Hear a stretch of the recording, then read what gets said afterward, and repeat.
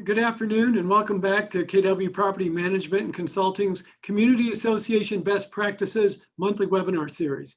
I'm your host, Tim O'Keefe, an Executive Director and Partner with KW Property Management and Consulting. Since we last met on October 21st, a lot has happened in our country. We added a new justice to the Supreme Court to replace the deceased Ruth Bader Ginsburg. We had a national election 2 weeks ago that resulted in the largest turnout of voters in the history of the United States elections, with more than 148 million votes cast, consisting of nearly 65% of the voter population. We have a declared winner and a legal battle on our hands for the way votes were counted.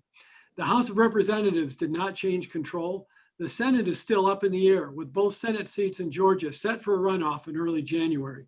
Just like community associations, nothing's ever easy. And as we approach Thanksgiving, we're seeing a spike in coronavirus cases, which was expected nationally as cooler weather forced Americans back indoors. As of today, the US has reported 11.3 million COVID-19 cases with 247 deaths. Florida has contributed 890,000 of those cases and more than 17,000 fatalities. Pharmaceutical giants Pfizer and Moderna have reported that they've tested vaccines that are proving to be 95% effective against the virus. This is certainly good news. We can expect that the distribution of the vaccines will get a lot of attention in the coming weeks. On last month's webinar, we discussed the impact of Florida's phase 3 reopening for condos and HOAs. We're still seeing many properties take a conservative approach to opening their gyms, pools, and other amenities. Today, several mayors from Florida are holding a call to urge the governor to take more restrictive COVID measures as the virus cases spike. As we get started today, please take note of our poll questions. You should all be able to see a number of questions that you can answer. Throughout today's webinar, we will share the poll results. We have much to cover, so let me introduce our panelists and jump right into our discussion. First, I'd like to introduce Spencer Hennings. Spencer is the newly appointed ombudsman for the state of Florida. Spencer is an attorney from Miami with an undergraduate degree from Florida State University and a law degree from the University of Miami. Welcome, Spencer. Thank you. Zuly Maribona is also with us. Zuly is a repeat to this program. She's a senior vice president for KW Property Management and Consulting with responsibilities for our Southwest Florida, Tampa, Orlando, and Jacksonville markets. Welcome back, Zuly. Zuly, you're on mute, so you might want to unmute yourself. And Bruce Masia is a regional vice president with KW. Bruce focuses on our Broward and Palm Beach markets. Welcome back, Bruce. Thanks for having me back, Tim. All right, let me just get started with you, Spencer. I'm going to ask you the all-important question. You're a graduate of both FSU and Miami, so who do you root for when the Seminoles and Hurricanes play football? Man, you're really putting me on the spot. Toughest question of the day. I'm going to be the devil to one group of friends or the other, how I answer that. And remember, this is recorded, so before you answer, anybody can witness this and come back and say, this is what you said, Spencer. Really, this is a tough webinar. I'm going to have to say UM, though. I have a lot of pride with my law school, and I'm also from South Florida. But I'm a huge lover of the Noles, so go Noles as well. All right, so you're one of those guys that wears a shirt to the game that has half FSU, half Miami, and then you can just be happy with everybody, right? Right. You can't lose that way. Yeah, or I'll just wear a black shirt. Yeah, great. So Spencer, you have recently been appointed about 6 months ago as the ombudsman. Tell us what your role is and how you landed in that position. Sure. So I was appointed by the governor in July of this past year. Prior to that, I was a real estate attorney. As you mentioned, I went to the University of Miami for law school, and then I actually got a secondary degree from the University of Miami in real property development. And, I've been working in and around real estate my whole life, so it seemed like a good fit with this position. This position is extremely unique. I get the opportunity to work with people throughout the entire state every day, and I hear some crazy stories, some horror stories, but I have a lot of wins. I've had a lot of wins in the past 5 months, and it's super rewarding. So yeah, if you want to, I can give a brief overview of what my office does. So I know there is, a lack of understanding about what my office does. Tell us, before we get to that, tell us what process you went through to get the job of the ombudsman, because Ombudsman, that's just one of those, it's a funny name, right? Ombudsman. What does that mean? And like, how do you get that job? And it's something that a lot of people don't know about. They hear about the Ombudsman's office, but just tell us, how did you get the role? And then tell us a little bit about what you guys actually do. Sure. So as you know, it's a governor appointed position. So ultimately I was appointed by the governor. Now, Secretary Halsey Bashirs of the DBPR was the person that was charged with putting applicants in front of the governor. So he put out feelers throughout the state to, find the right person for this role. Someone down the line thought of me, and it was about a 7 or 8 month process of having meetings and phone calls before Secretary Bashirs felt confident that I was the man for the job, and then recommended me to the governor for appointment. And then I had a couple months of, meeting with the governor's chief of staff and going through the process up in Tallahassee before the appointment came through. So probably a lot of pressure on you as you went through that interview process. So congratulations on making it through. Yeah, I appreciate that. It was a really unique process, and I'll never forget the moment of sitting in the governor's conference room up in Tallahassee. Never thought I would be there, but I worked really hard to get there. So. Well, you certainly did. And I'm sure that first experience, like, hey, I'm actually sitting in the governor's office. Like, right. It's not like being sent to the principal's office when you're a kid in school. It's like you're in the governor's office, right? Right.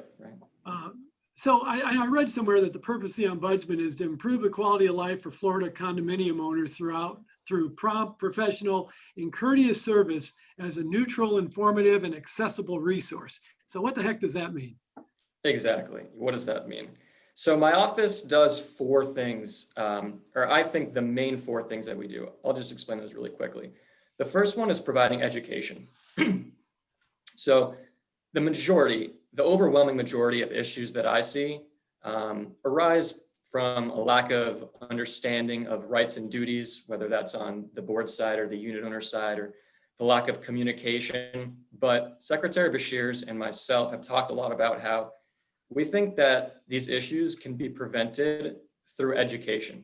And obviously that's preferable to having to run around and trying to resolve the issues after they've already popped up. So education is something that we take really seriously. And I'm working on creating a whole curriculum of webinars that are going to cover the big topics of condo life and Chapter 718. And that's going to launch in January. So I'm really excited about that. Following that, the second way that my office helps people is dispute resolution. So I spend hours every day on the phone with managers or attorneys, obviously unit owners and board members as well, kind of facilitating communication and solving issues with an educational approach. I don't fine associations. I don't interrogate or investigate. I facilitate communication and resolve issues that way. And I do kind of a common sense and educational approach is what I would say about that. The third resource we provide is election monitoring. So you may or may not have had experience with one of my election monitors, but we have a list of election monitors throughout the state. And basically unit owners can petition my office with 15%, that's 15% of unit owners, or 6 units, whichever is greater, so 15% or 6. And they send that petition to my office, and we appoint a monitor to go out and conduct that condo board election. It's a great resource. We have people that are highly trained and experienced in conducting condo elections. And afterwards, it's great because there's no question that the election happened fairly. And what I'll say about that is, when I accepted this position, this appointment, I thought those petitions were going to come only from unit owners that were worried that the boards were going to be doing something sketchy. But actually, we have a lot of petitions that come originated from boards because they want to show the unit owners that they're being transparent, and they don't want to take the chance that something inappropriate or wrong is going to happen during the election process. So it's a great resource, and I encourage everyone listening, if you're a unit owner or a board member, to take advantage of that. And if you're a manager, to educate the board about that, to educate the unit owners there. And additionally, I'm always looking to add more election monitors. It's an independent contractor paid position. So if you're a current licensed CAM, feel free to reach out to my office, and we can discuss adding you to the list of rosters for election monitors. And then the last thing I'll just say really quickly is part of my duties are to make legislative recommendations both to the governor and the legislature as it relates to condominium law and policy. So if you break those down between education, dispute resolution, election monitoring, and legislative recommendations, where does your office spend most of their time? Sure. As of right now, it would be dispute resolution, which I spend, like I said, hours every single day, and election monitoring. So I have a great staff here in Fort Lauderdale. I have 7 staff members, and they go through each petition meticulously and validate each one. And then, we appoint the monitor for that. But those are the 2 big ones at this point. So based on our first poll question that I can get to, 57% of people were aware of the ombudsman's position. 43% did not fully understand the capacity and purpose of the role. So hopefully your 4 key priorities help educate everyone on what they can expect from your office. And I know we were talking offline before we started. Does the ombudsman's position have a term to it, or do you stay as long as the governor allows you to stay there? It's the latter. I don't have a specific term.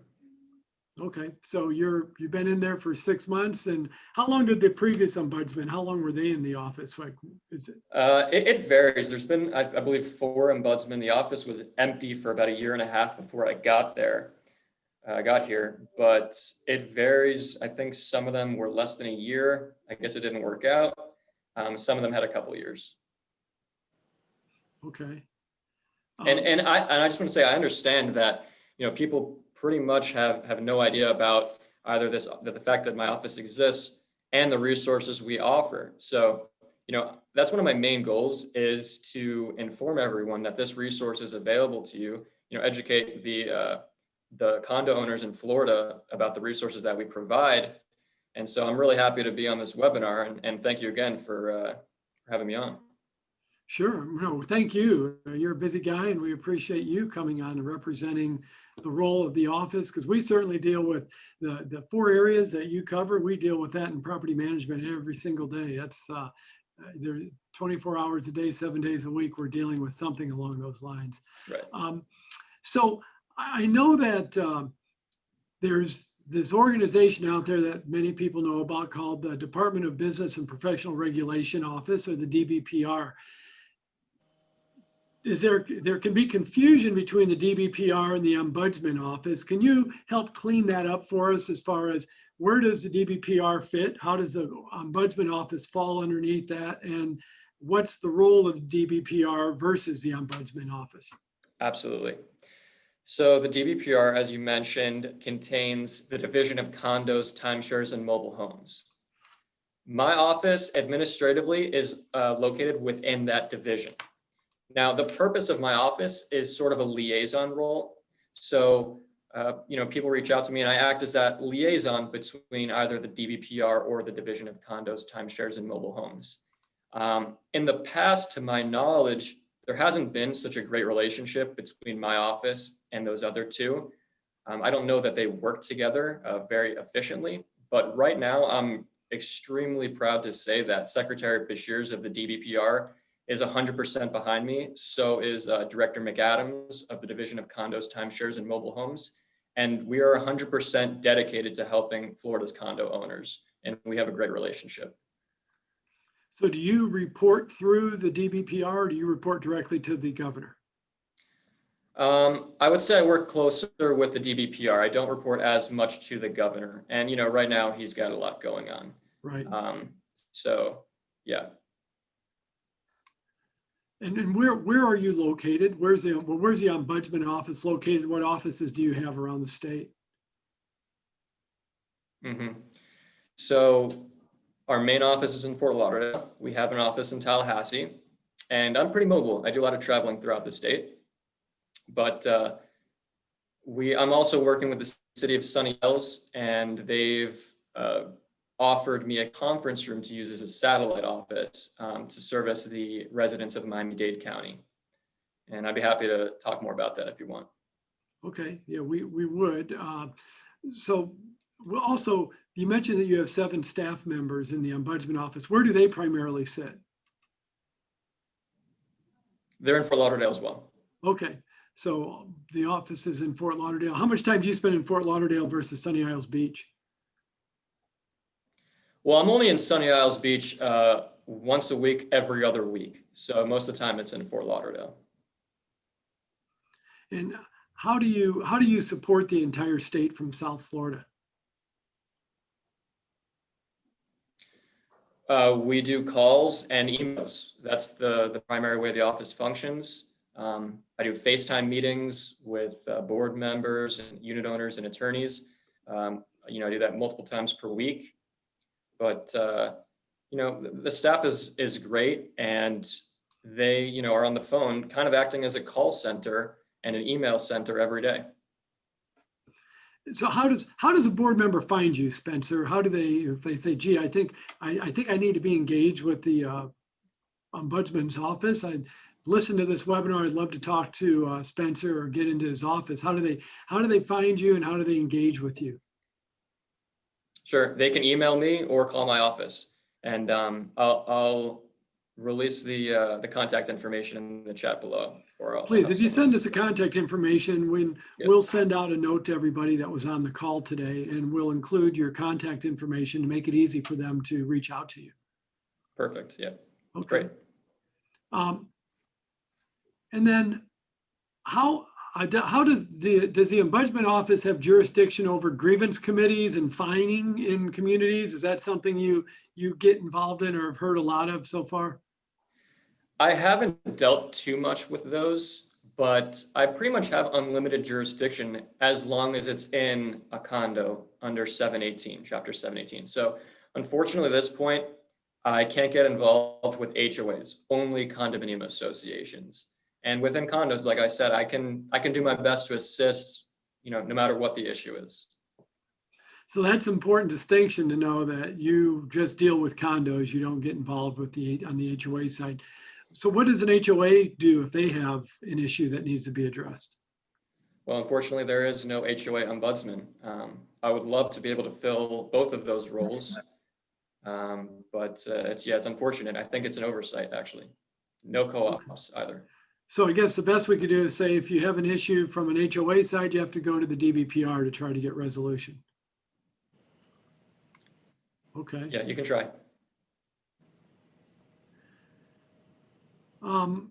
So, the fact that you do have an office in Sunny Isles Beach, I think you and I may have talked about this last week, but a question that we got from Barbara in Sunny Isles Beach was, the Ombudsman office is a state position, and there's an office in Sunny Isles Beach. Are you impacted by local or influenced by local politicians or local politics in the arbitration process and making decisions?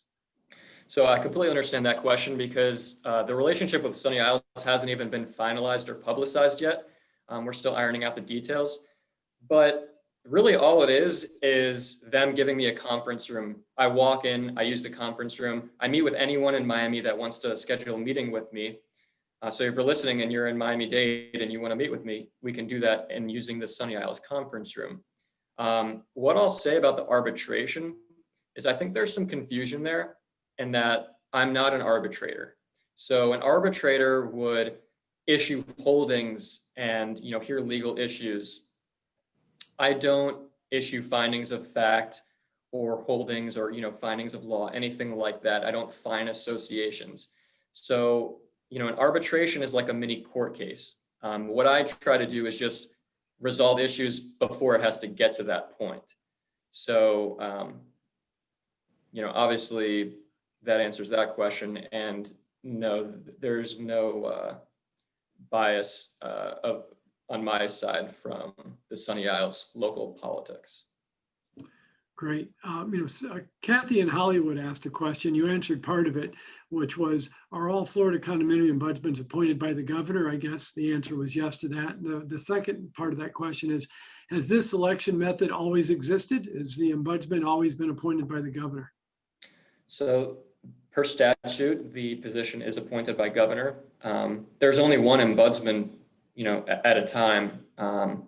So I know that it's kind of a confusing name and no one has heard of the term ombudsman before. But yeah, there's one condominium ombudsman for the state. That's me. And I have a great staff. But the name ombudsman is just an individual name. So what would you say are the top 2-3 biggest complaints that you hear from owners that come in to see you? That's a tough question to answer because every issue I hear is different. Every case is different. I get a lot, and this is not going to be surprising. I get a lot about COVID. I get people that want their common areas to be opened because they're sitting at home and they want to be able to use the pool and the gym. And then I get people that don't want them to be open because it's a safety risk. So with that, I help associations navigate those waters, but it's a case-by-case decision. Other than that, I get a lot of financial issues that people come to me. I get a lot of records requests and a lot of election stuff as well. So a question that came in from Marcy in Key Biscayne is, do you cover co-ops as well as condos or just condos only? At this point, just condos. Okay, so co-ops they'd have to go to the DBPR if they have issues as well. So you don't fall under co-ops. Okay. So Marcy, I guess you don't have Spencer as a resource. Sorry, Marcy. And how do you talked a little about election monitors. How do you recruit for election monitors? I know that's something you can talk a little bit about your strategy to try to grow the base that you have, because election monitoring outside of dispute resolution is probably one of the largest things that you get asked to do. So how do you go about recruiting election monitors, and how many do you have in the state today? Mm-hmm.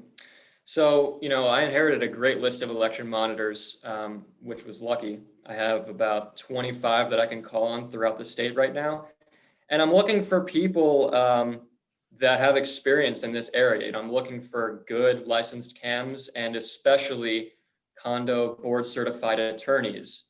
Those are the people in my mind that have the most experience and the most knowledge of condo elections. So it seems pretty logical that those are the ones that, I would feel comfortable representing myself in the state going out and conducting the elections. So we've got two people on this with us, Bruce and Zuly, who have worked for KW, both of them for over, Zuly about 15 years, Bruce about 12 years. Zuly, how many elections would you say you've had to monitor in your capacity as different roles that you've played at KW? Wow, great question. Bruce, I'm going to ask you the same thing, so start thinking about your answer. I am going to easily say well over a couple hundred, Okay. probably a lot more than that over the years, definitely. Yeah. Bruce, how about you? How many elections would you say you monitor? Many, Tim. And, what Spencer just said about having someone from his office is something that's preferable in our industry. These election monitors are trained, they understand the procedures, not that we in the field do not understand. I mean, we have a license and so forth, but we don't do as many as his office. And that would throw me, if you don't mind, Tim, I would throw a question to Spencer. So if an association does make a call to your office and says, we would like an election monitor there, is there a cost, or what is that process so that everyone can understand about the resource that would come? I mean, I've had the pleasure of having people from your office, but maybe that would be a good opportunity for you to explain, if there is a cost, what that would look like, and, and what they would entitle. And then I have a quick follow-up question to that, if you don't mind me, Tim, after Spencer answers that question. Sure. First, I want to say my computer is a little wonky right now. So if I get signed out, I'm going to call back in on my cell phone. But to answer your question, there is a cost. It's a sliding scale based on how many units are in the association. I've seen anywhere, from like $250 up to $1,300 for the big ones. At this point, boards have to initiate the petition. So I can't just accept a contract from a board to appoint a monitor. That's something in 718 that I'm hoping to change, because I think it doesn't make any sense, right? The board can make other contracts. Why can't they contract my office for an election monitor? So my follow-up question to you is, those that have used the service, do they see the same monitor year after year because they might be familiar with the association? Or is it a recommendation to kind of don't do it more than 2 times, see someone differently? What is the feedback, or what is the protocol that you would have for that? So in the past, before I took this office, I've heard stories where the same monitor may have been appointed multiple years in a row, or there may have even been allegations of conflicts of interest with the monitor that may have been appointed. Since I've had this position, that's been of utmost importance for me in making sure that that doesn't happen. So now we do not appoint the same monitor for the same association if they petition the second year. And we also make sure that our monitors, have never worked for the management company or the law firm that currently represents the association. Thank you for those answers. And Bruce, have you had experience with an election monitor from the Ombudsman's office? Yes, I have. There's some very good ones that are out there that really run a really tight ship, especially in very contentious elections. Every time I run across a few of them, I'm like, this is great. This is going to work out really nicely. They know exactly what they're doing. Each of them have a different spin on the type of system that they used, to make sure that they were able to certify it. But in South Florida, there are a couple of very, very competent teams that are out there that really can handle there. And I definitely think that if there is an association where you feel that there's a lot of contention, or this is going to be a very, an election, like you brought up, Tim, like the United States, where people are out there, they're campaigning and everything, it might be a good idea. Some people feel that they can call their attorney to do this, and their attorney is very capable of doing it and so forth. But, calling the Ombudsman office is also a really good idea, because these are the people that really do this regularly, and they know what they're doing. And if there is any contention, at least the office, and the reports. And that's a follow-up question, Spencer, in regards to that. When the election is done, on behalf of the monitor there, what is the monitor responsible of doing during that election and after the election? Sure. So during the election, I have the monitor go and, Oh, he just dropped off. Got Okay, he did. So disconnected. he'll have to dial back in. Zuly, while he's dialing back in, what's your experience been with the Ombudsman office, and what scenarios are typically going on inside of a property when they decide they need that level of support for elections? So I've had the same experience as Bruce in the last several years here in Southwest Florida with monitors representing the Ombudsman's office. And typically what you find is at the head of that is a very contentious election. More than likely is what we find. We've had to also call them when there's been a document rewrite of some sort, a document vote. Again, creating a lot of tension in the community with dividing sides, really trying to vote either one side or the other. So we have been very lucky in Southwest Florida to have had that experience and resource available, and learned quite a bit from those representatives. And I do have some follow-up questions really specific to elections around COVID and holding some virtual meetings, and any recommendations that he has for our teams and other associations out there, and how to prevent anyone from challenging the elections after the fact when he comes back. When he comes back, well, we're waiting for him. Why don't we talk a little bit about COVID, and are both of you seeing spikes in COVID? I mean, it's going around the state. So based on these spikes, what are you seeing different? Are we starting to see different actions or decisions made by the board? Zuly, I'll start with you. Are they starting to tighten down? Are we shutting down amenities again, or is it still just being very cautious with the amenities that are open? Still very cautious, Tim. Some of our associations still have their amenities closed down and waiting, and some of our properties have some of their amenities open and waiting to see with restrictions. Again, just very cautious at this time. And Bruce, what are you seeing? The same, Tim, and we're using the technology for meetings. We're trying to continue to push that.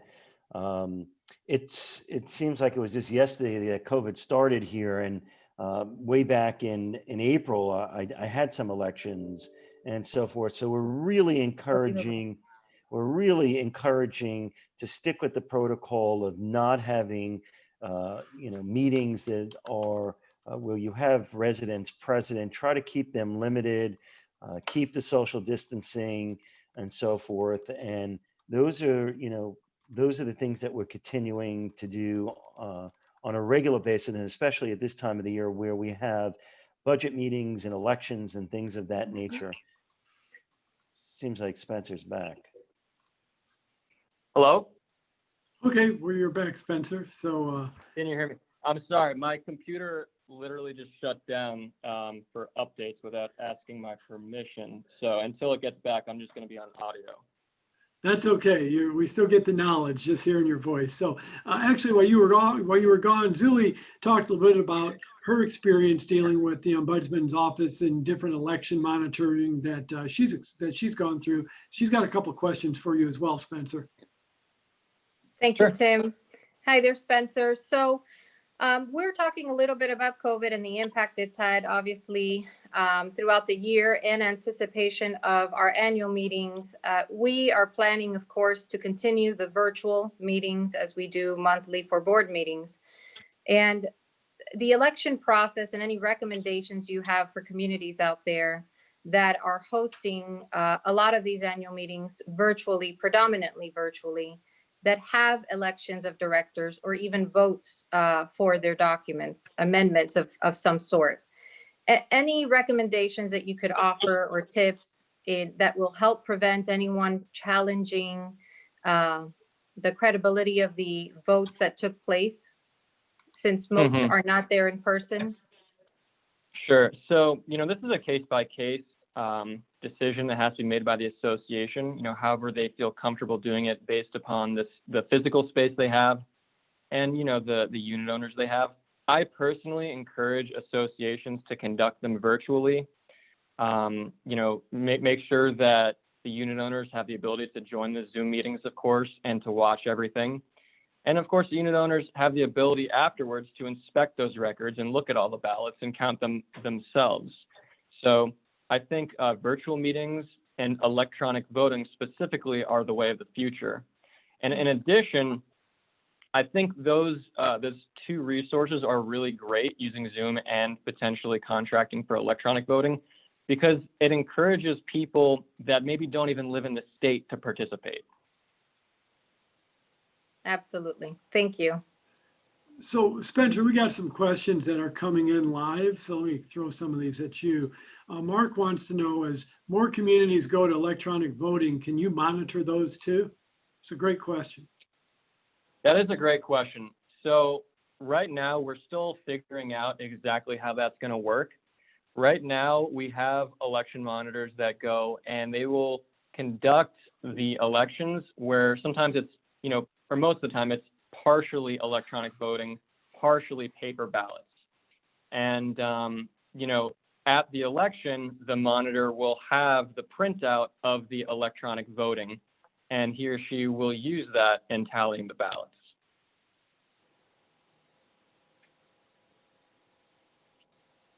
So is there Does that provide you still complete ability to monitor all voting that comes in from the election then? I mean, I think it does. You know, I don't have access to the back end of those electronic voting sources, but to me, they're all third parties. And to my knowledge, they work very well. I've personally never heard an allegation that one of the third party electronic voting websites or applications has done anything improper. So at this point, I do trust that the printouts we get from them are accurate. Okay. And Martin's asking a question, not for himself or his own property, but just for a friend. He wants to know, he says that he understands that y'all handle dispute resolution between owners and boards, but what about disputes between board members? Just asking for a friend. Absolutely. I do get involved in those issues as well. And I try to facilitate communication there because it can be very heated at times. So the most I would do there is, call the board member, let them know, the other person's side of the story, let them know their rights and the duties that they have under 718 and their governing documents, and try to encourage a meeting of the minds that way. Okay, good. And then Jeannie's asking a question. Our board members seem to think that the emergency order or the emergency powers allows them to have board meetings without notice or minutes. So owners have no idea what's going on. Is this allowed? Statute 718-1265 talks about emergency powers for the association, and currently that is in effect. Part of that is to notice meetings as practicable. And what I tell associations is, don't cancel your meetings. Do your best to conduct them as normal. Just do them virtually. So in my mind, I don't know why there wouldn't be adequate noticing. I think it's still possible. I mean, you can look at the way that we're communicating right now. I think the electronic and virtual side provides a lot of access to noticing and meetings. So I don't think that there's any sort of good reason why a board shouldn't be transparent during these times. Bruce, what are you seeing? Are you getting that question asked to you very often, or do you think that boards are doing a good job noticing their meetings, complying with 718? I think they are, Tim. Bruce, you just muted yourself. Sorry about that, Tim. Okay. It's an unprecedented year. These are the unknowns, but boards are doing a good job. I think that, the questions that we're asking and the questions that Spencer is answering for us are, those are the answers that owners want to hear, and these are the things that we as a management company are doing and basically implementing in the field. Spencer, I see you're live again. Are you using your phone for voice? And you're muted right now. You're muted, Spencer, on your. How about now? Yeah, that's perfect. Thank you. That's good. All right. Sorry about that. That's okay. My computer just decided to freak out on me in the middle of the webinar. We're okay. We are fluid and we move from one topic to the next. So we're ready for anything, Spencer. Tim, Spencer brought up something that I think it was something that was very important, or we should, I'm not sure if people caught it, was electronic voting, that's out there. And, I'm not sure how many associations have embraced that, seeing that the statute changed a number of years ago to allow us to go to electronic voting. And, I don't know if people caught up on that, if that's something that associations don't feel that, is secure and things of that nature. And there's quite a number of companies that do it and have done it extremely secure and have demonstrate they have the ability. And it does make everyone's life a lot easier, saves a lot of money. During COVID time, he mentioned about reaching people outside of the state, that second home. So I just wanted to highlight that because that's something we as a management company, push in regards to, trying to get into the 21st century, and moving that forward. I hope that people one thing that COVID did is got us more technologically embrace it more. And maybe this would be something that we would embrace a little bit more, as the electronic voting. Yeah, I absolutely agree with you. And I think from what I've seen, it encourages that participation that otherwise wouldn't be there. And I just think that's a great thing. Jennifer asked a question about annual meetings. She said, are we still allowed to have teleconference meetings only without the emergency order?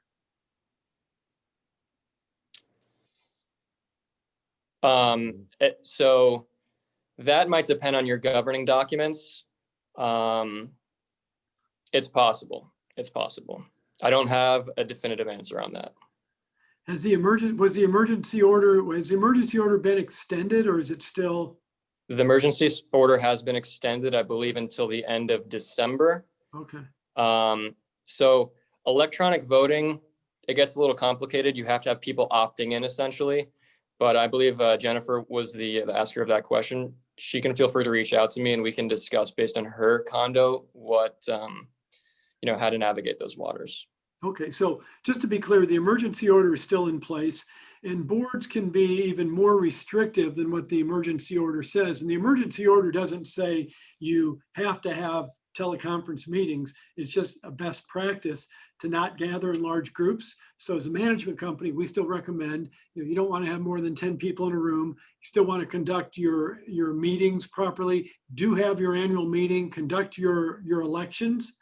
Don't avoid elections because of the coronavirus. Like, you can plan for that. There's ways to do it. We've had properties that hold elections out in the parking lot just to be outdoors so that people can participate and socially distant, wear their mask.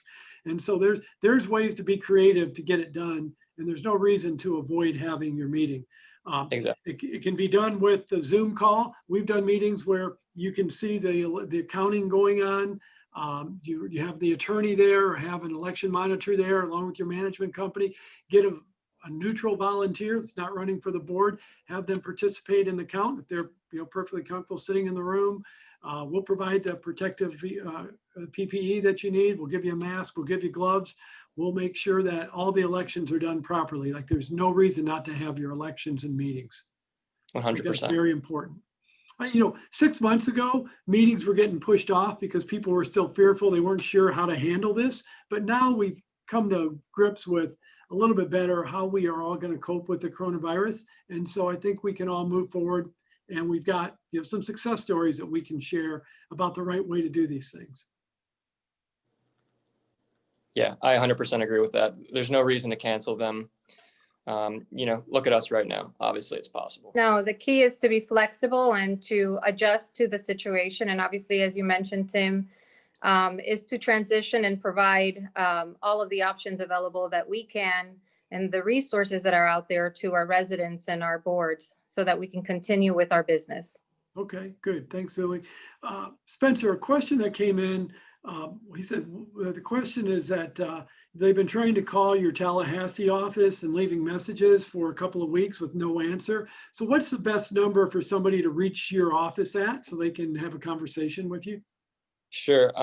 Well, I'm not sure how that happened. I know that our servers, the DBPR servers, have been down up until about a week and a half ago. So we do have some backlog, but no, everyone should have received a callback. And our Fort Lauderdale office number is 954-202-3234. So I apologize on behalf of myself and my office that person hasn't heard back. To my knowledge, we've been having a backlog, but we've been getting through it. Okay, when we send out this the recap of this call this afternoon, we'll make that part of the contact information so that whoever asks that question will get the number 954-202-3234, and we'll provide that so that you don't have to write it down or remember it. Okay. So a question that came in from Luis was, is there a cost, and we talked about it, but just to be clear, is there a cost to every involvement that the association requests from the ombudsman? I guess, does it cost to make a phone call versus having an election monitor? So an election monitor is, an independent contractor position that is paid by the association by law. Myself and my office is a completely free resource. So there is absolutely no charge for contacting my office or anyone within my office. So so if they come in to see you, they call in, there's no call for that. But if you officially petition and get an election monitor, there's a cost based on number of doors. That's the way that works out. Okay? Exactly. Good. So we have clarification on that. Just one of the poll questions we asked. A third of the associations have experienced contentious elections. 37% have been in situations where they've had to bring in a mediator or third party to resolve a dispute. So clearly what you offer is a very important service, Spencer, and it sounds like you're really kind of buckling down. If the office went kind of vacant for about a year and a half, there's a lot of catch-up work that you're trying to do. I'm sure you've got a vision. You're charging that hill because you've been in that role for a very short period of time. You probably have a big agenda of things that you want to get done, but it just takes time with limited resources to make all that happen. Absolutely. You know, I'm trying to be as accessible as possible. Yeah, the election monitoring is so important because voting for your board is, as a unit owner, really your only power in your association. And then, as you all know, the board has a vast amount of authority to run the association.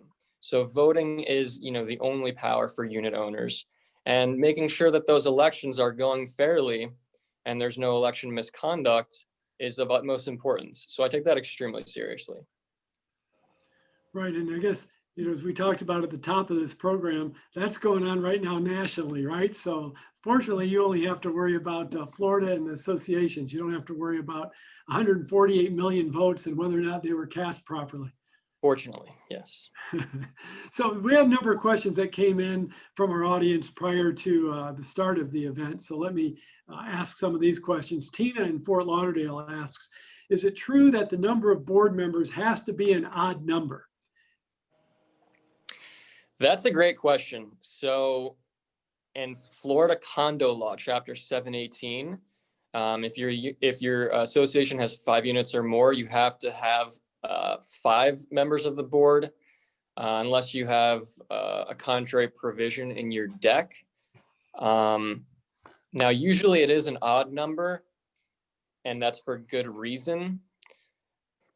You can have an even number, to my knowledge. So in other words, I don't know of any authority that would restrict you from having an even number, but I would recommend the odd number.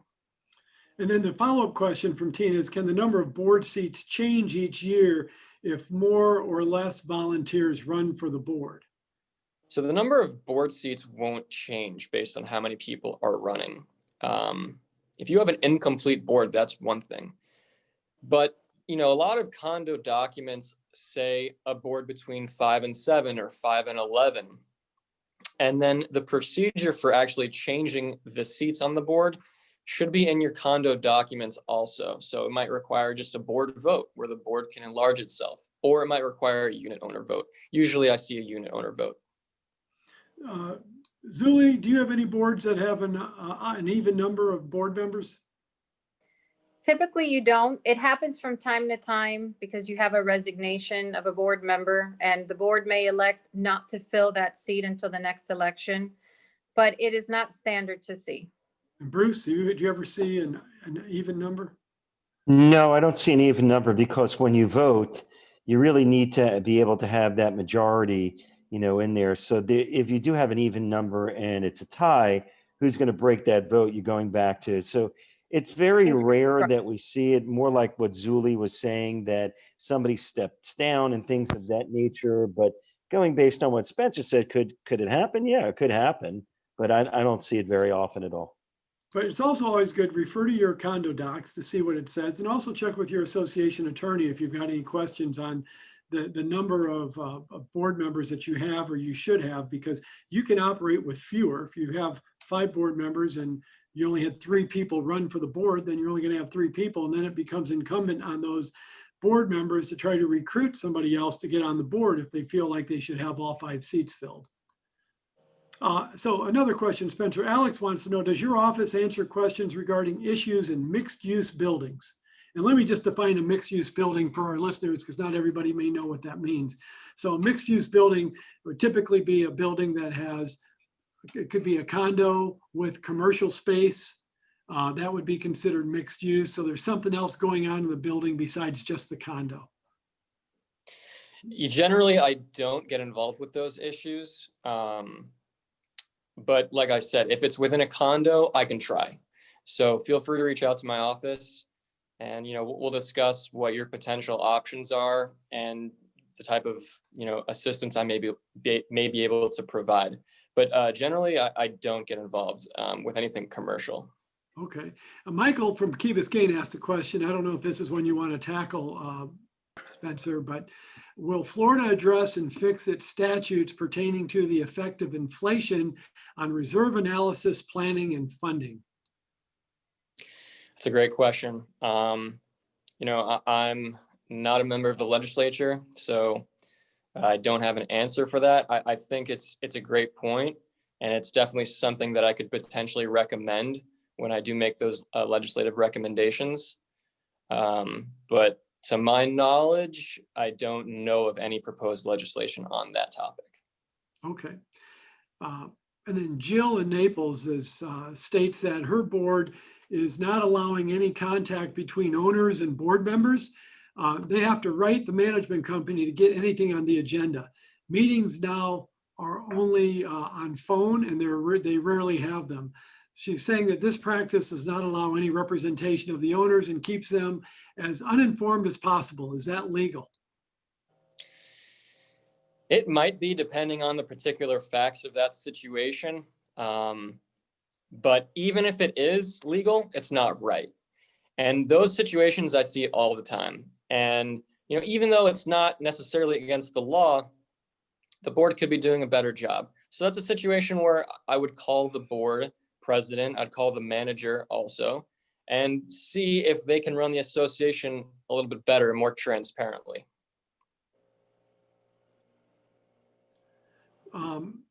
David in Key Biscayne is asking, one of the 4 things that you do is recommend legislation. So David's question is, what is the best way to draft and propose new legislation for Statute 718? Well, if he has any ideas that he wants to bring up with me, I'm always open to listening. For myself, I haven't done it yet.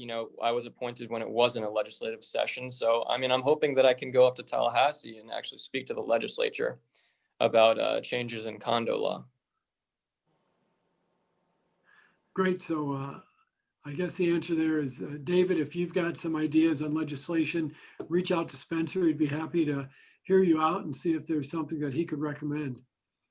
Absolutely. Another question that came in. So the Board of Administration has a president, secretary, and treasurer who perform duties as officers customary to officers of a corporation. So what exactly does that mean regarding the day-to-day operation of the association when a licensed manager is engaged by the Board of Administration? Sure, that's a fair question.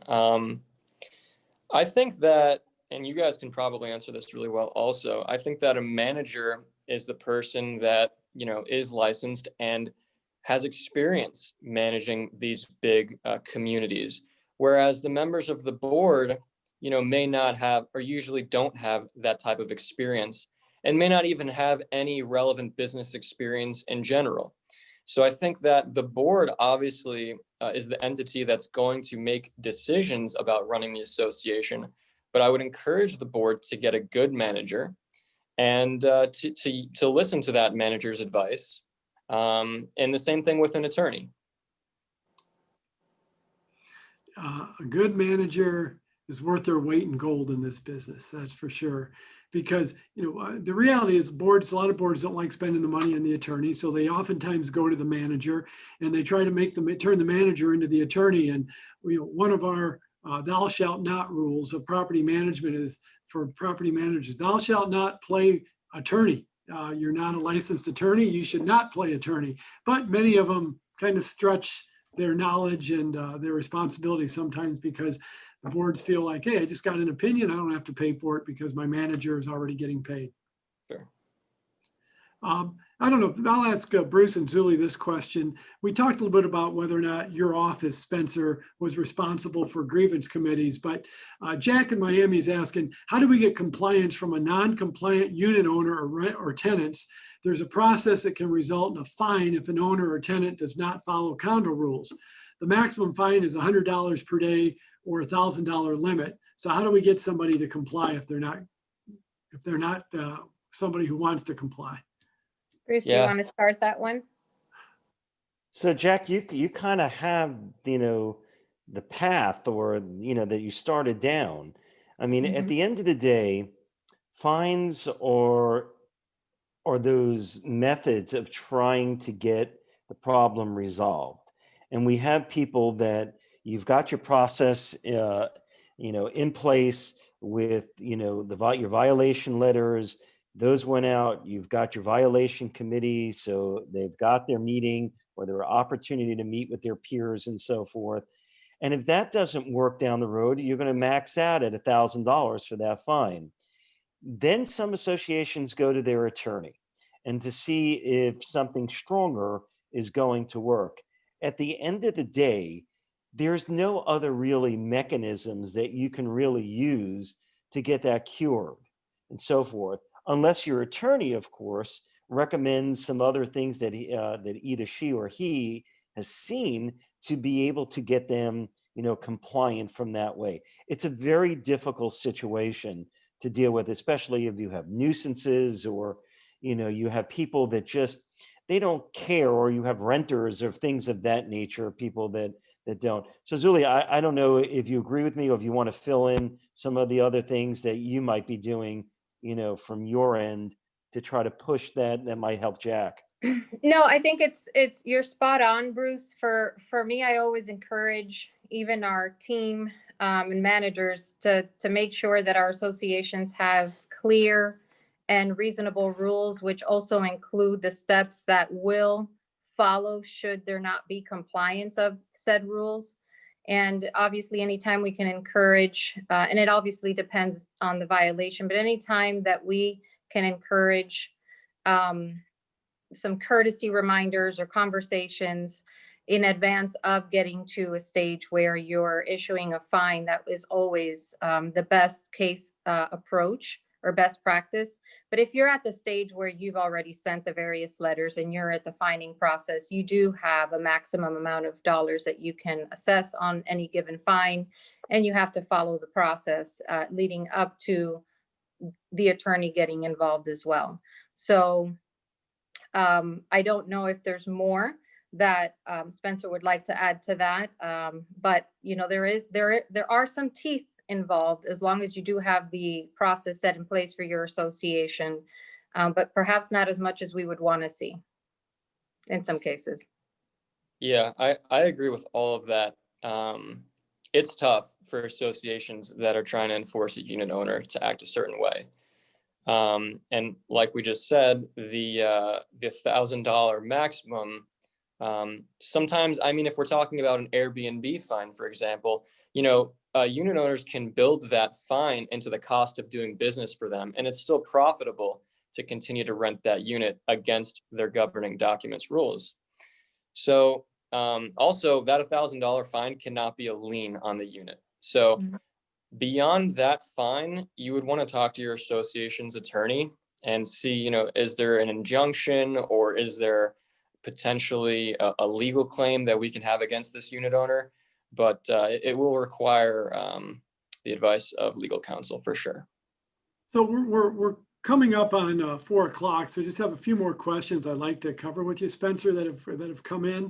Both Paul and Luis in Miami are asking, if years ago you bought into a property because it was dog free, and now it's being invaded by more and more, mostly tenants that are showing up with the paperwork from doctors saying that these dogs are now therapeutic animals, what can you do about that? Do you get the dog question a lot? Not a lot, but I get it. It's really tough. Really, it's going to be very tough to prevent people from bringing in the emotional service animals. And also, if your governing documents have changed and the current board, wants to either amend the deck or change the bylaws as it relates to animals, that can happen as well. So Can you prevent a tenant from having a dog? as a landlord, Just as a condo association, an owner can have a dog if they have a therapy dog, but can a tenant step in that position and say, sorry, I get to stay here. I have to have this dog for therapeutic reasons. I don't see a way to prohibit that tenant from having that service dog now. So the tenant gets the same rights as the owner does. Yes. Okay. Tim, just to jump in, the statute was made very clear this year. There was a change in the statute, Spencer, from that end in regards to these emotional support animals. That really spells it out a little better than it was in the past. I don't know if you want to maybe elaborate on that a little bit, Spencer, that might be able to help this particular individual that's asking the question. Sure. Yeah, there was a change in statute, and from my perspective, it enlarged the rights of the owners of these emotional service animals. So if it was difficult before, it's even more difficult now to prevent it. But this is another thing that could be a case-by-case decision. And it's going to depend on your governing documents in your condominium association. So for any more specific advice on that, I would say, reach out to my office, and I'd be happy to take a look at your documents and then give you some advice. So Spencer, here's a couple quick questions. If Robert's asking, if a board member has not filed a board member certification form, but continues to vote and act as a board member, what's the status of the actions? That's something that probably would have to be made a formal complaint of to the Division of Condos, Timeshares, and Mobile Homes. I personally don't have the authority to invalidate a board action or anything like that. But to my knowledge, it would probably come as a fine to the association. And you may be able to challenge those board actions, possibly. Okay, and another question, Robert H. is asking on a Zoom annual meeting, if a member on the Zoom meeting has a proxy from another member and wants to vote it, how do you verify the proxy? This is a situation where the proxy is in paper at the location of the meeting. I'm assuming so. Yeah, I mean, I think you have to, have the right signature and voting certificate if it's applicable. But I don't see why that would be any different from having it in person. Maybe I don't understand the question completely. Okay, so Mark asked the question, and you answered this earlier, but just to make it clear, what's it take for a group of concerned owners to request the election monitor? Can you give us that, the 15-6 number again? Yep, so 15% of your association or 6 units, whichever is greater. Okay, and when you talked about the emergency order, what is the statute number of the current emergency order? Did you mention that? So 718-1265 is the emergency powers for the association. Okay. That's what the emergency order, the authority that has been given to boards based on the governor's emergency order. Okay, great. So Joanne, hopefully that answered your question. And the last question I have is from Jeannie. If a board has approved a budget, but it was determined just before the approval that the reserves were not fully funded, are they required to have the owners vote on not fully funding the reserves? Or since the board has approved this budget, the reserves funding does not need to be addressed until the 2022 budget is determined? That's a tough issue. I would need to have some more information. Okay. Bruce or Zuly, do you guys ever deal with that? What's the question again, Tim, if you don't mind? Sure. If a board's approved a budget, but it wasn't determined, but it was determined just before approval that the reserves were not fully funded, is the board required to have the owners vote on not fully funding the reserves? Well, from my experience, and again, this would probably require the association attorney to advise further, but from my experience, especially in a condominium association, it requires an ownership vote for not fully funding reserves. Yes. And that could, first, I that guess could, you that have- could be done by a proxy also, Tim, Right. through the proxy. And if you don't have the vote of the proxy, then you're going to full funding for, that board has to Then you're vote for full- required to fully fund the reserves. Exactly.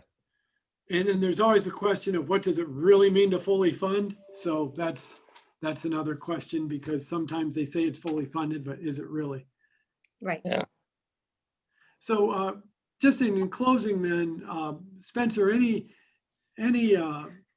parting shots that you'd have to just help boards with their dispute resolution and contentious elections, or anything you would recommend to boards?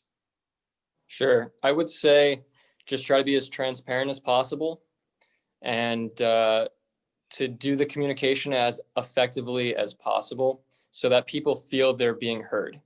And I think that's a step in the right direction. When the unit owners feel they're being heard, it's going to be less problematic for running the association. Awesome. Well, let's wrap up. So in closing, I think we had a great conversation today. Our panel was fantastic, and we had some great questions from our participants. Thank you all for participating in that. Our sincere thanks to all the listeners and the registrants today. If you dialed in and you registered and so weren't able to attend, we will send you a note.